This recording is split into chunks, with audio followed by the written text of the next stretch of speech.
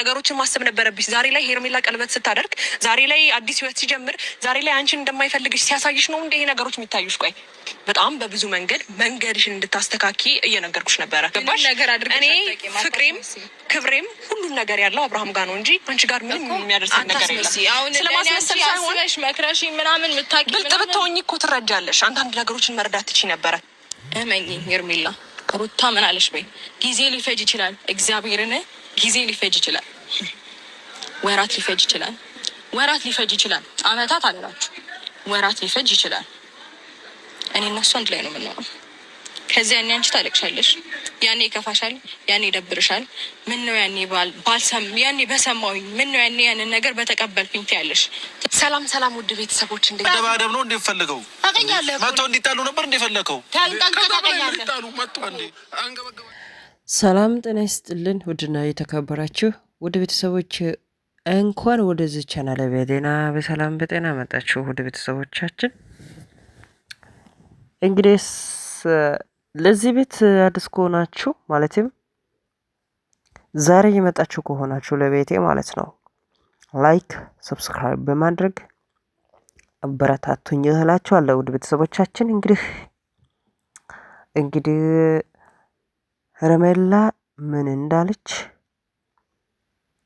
ሩታም ምን እንዳለች እንግዲህ ቀንጨፍ አድርገን ሰምተናል። እንግዲህ ኤፍሬምም አብርሽን ምን እንዳለ ኤፍሬምም በነገራችን እንግዲህ ታውቁታላችሁ፣ ወንድም ነው። ወንድም ለወንድም ምን እንዳለ እንግዲህ አብረን እንሰማለን ማለት ነው። ነገሩ እንዴት ነው ውድ ቤተሰቦቻችን?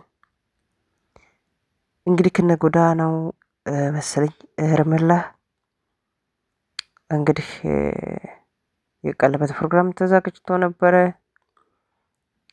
በዛ ላይ እንግዲህ ኃይለኛ ግጭት ተነስቶ ነበረ። ሩታ እንግዲህ በራሱ በኩል እንግዲህ ሰውን ይዛ እስከ ፕሮግራሙ ድረስ ነው ያው የሄደችው።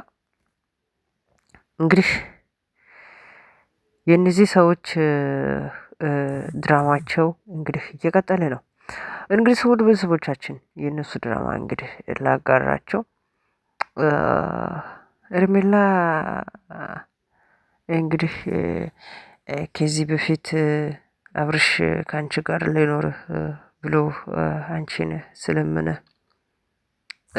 እምቢ ብለሽ መከሰስ አለብኝ ብለሽ እየከሰስሽ አብርሃምን አንድ እግር ላይ ነው ያቆምሽው። መቼም ቢሆን እኔና አብርሃም አንለያይም፣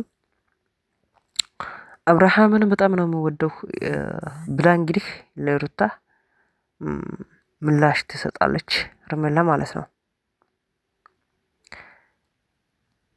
ሩታም እንግዲህ ነገሮቹን ወጥ እያደረገች ትሰማለች። ሄርሜላ ደግሞ አብርሽን በጣም ነው የምወደው፣ ብዙ ነገር እኔና እሱ አሳልፈናል። ስለዚህ ምንም ቢመጣም እኔ አብርሽን ከአብርሽ መለየት አልፈልግም ብላ እንግዲህ ለሩታ ትሰጣለች መልስ ሄርሜላ ማለት ነው። ሩታ ደግሞ ትንሽ ወራቶቹ ይፈጃሉ እንጂ ትንሽ ቀናቶቹ ወደዛ ገፋ ይላሉ እንጂ እኔና አብርሽ አንድ ላይ ነው የምንሆነው እያለች እንግዲህ ትፎግራለች ማለት ነው ሩታ። እንግዲህ ይሄ ሰውዬው እንግዲህ ሁለት ቦታ ይወጣል እንዴ? ሄርሜላም የኔ ይበልጣል አብርሽ በኔ በኩል ነው ትላለች።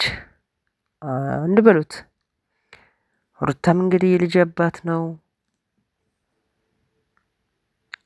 በጣም ነው የምወደው። አሁንም እንግዲህ እርግዝና አለኝ፣ ስለዚህ በቅርብ ጊዜ አንድ ላይ ነው የምንሆነው ትላለች። እሺ ኤፍሬም ደግሞ ወንድምህ ነህ አከብረሃለሁ፣ ግን እዚሁ መሀል ውስጥ ትክክል አይደለክም። አካሄድክ ትክክል አይደለም። መራመድክ ትክክል አይደለም። እየሄድክ ያለው መንገድ ጥሩ አይደለም ብሎ ኤፍሬም እንግዲህ ለአብርሃም ያለው ሀሳብ ያለው ምክር ያካፍላል። አብርሃምም እንግዲህ ይህንን ምክር ማስማት ፈቃደኛ አይደለም። ይህንን ሀሳብ ማስማት ፈቃደኛ አይደለም። እናንተ ሁለት ሆናችሁ እንደዚህ ማውራት ትንሽ አይደብራችሁም ብሎ እንግዲህ ለእነሱ መልስ ይመልሳል አብርሃም ማለት ነው። ለኤፍሬም ደግሞ አገኘሃለሁ፣ እኔ ከተሳሳትኩት እኔ የሆነ ነገር ካጠፋው እኔን ለብቻ ማውራት አለብክ፣ ወንድምክ ነኝ። እንዴት እንደዚህ በሰው ፊት ታወራለህ?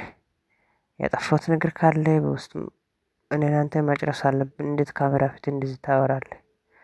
እንዴትስ ሰው ይዘህ መጥተህ እንደዚህ ታወራለህ? ብሎ እንግዲህ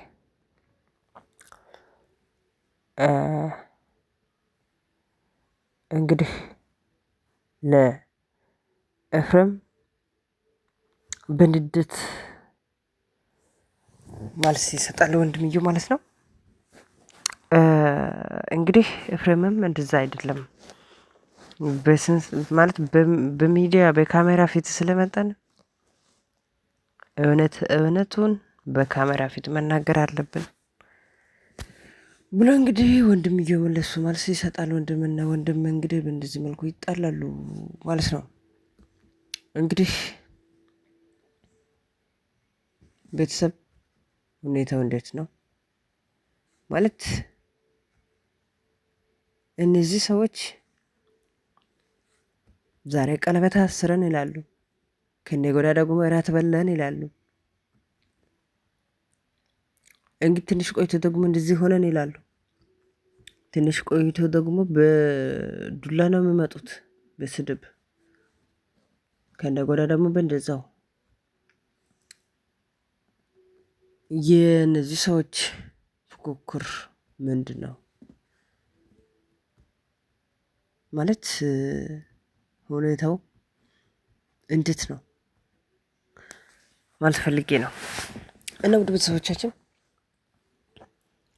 እንግዲህ በሄርሜላ በኩል ያለው፣ በሩታ በኩል ያለው፣ በአብርሃም በኩልም እና ደግሞ በኤፍሬም ወንድምየው በኩልም እንግዲህ ያለው ሀሳብ አንድ ላይ ሰምተናል።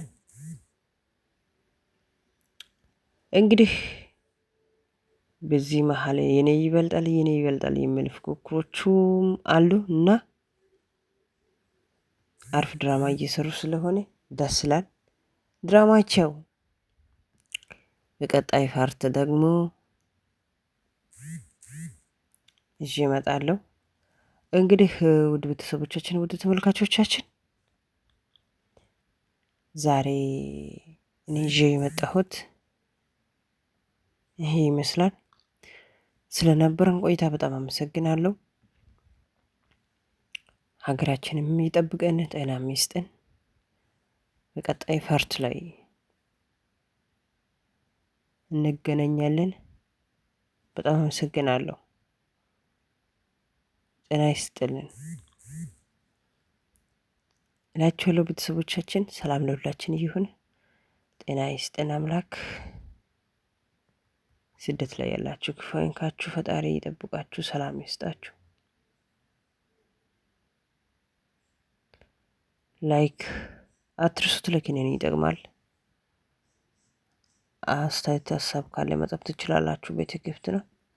በጣም ነው የማመሰግነው። ፈጣሪ ሀገራችን ሰላም ያድርግልን፣ ጤና ይስጥን። ቀጣይ ፓርት ላይ እንገናኛለን። የዛሬ ቪዲዮ ይሄ ይመስላል። አመሰግናለሁ። መልካም ጊዜ